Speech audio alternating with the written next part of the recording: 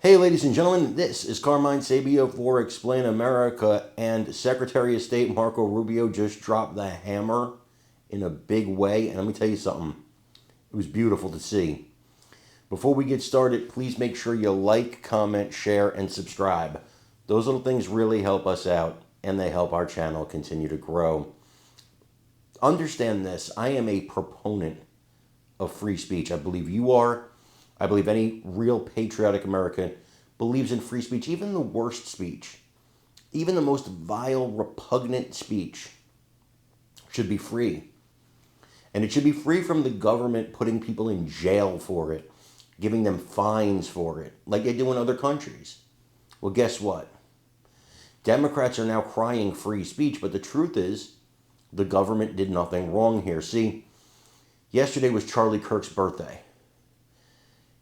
And some on the left celebrated that by saying horrible, abhorrent things about him that I can't even repeat here.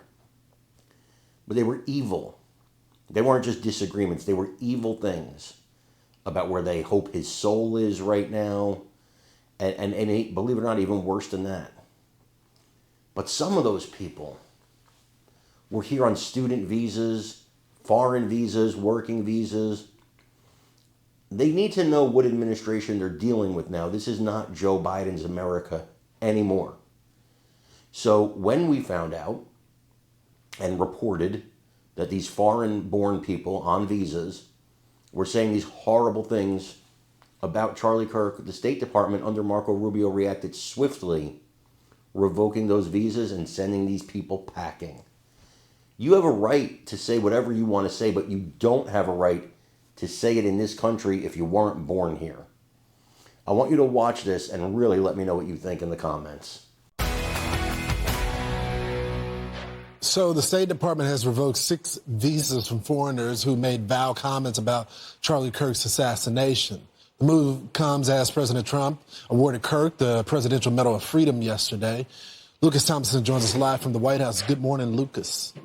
Good morning, Lawrence. Hours after returning to the Middle East, President Trump honored Charlie Kirk by presenting to his widow the nation's highest civilian award, the Presidential Medal of Freedom.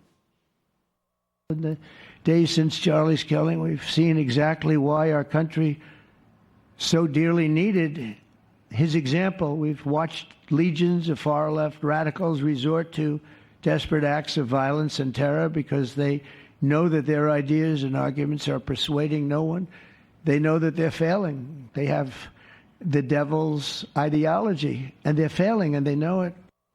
In the wake of Charlie Kirk's assassination, there have been examples of hateful rhetoric posted to social media. And now the State Department, as you mentioned, Lawrence, says the United States will kick out foreigners who hurl these invectives and has revoked the visas of 6 individuals. The State Department says, quote, the United States has no obligation to host foreigners who wish death on Americans. The State Department continues to identify visa holders who celebrated the heinous assassination of Charlie Kirk. Joining President Trump on stage in the Rose Garden yesterday was Charlie Kirk's widow, Erica. Surprisingly enough, he did pray for his enemies, which is very hard, but he did. He did.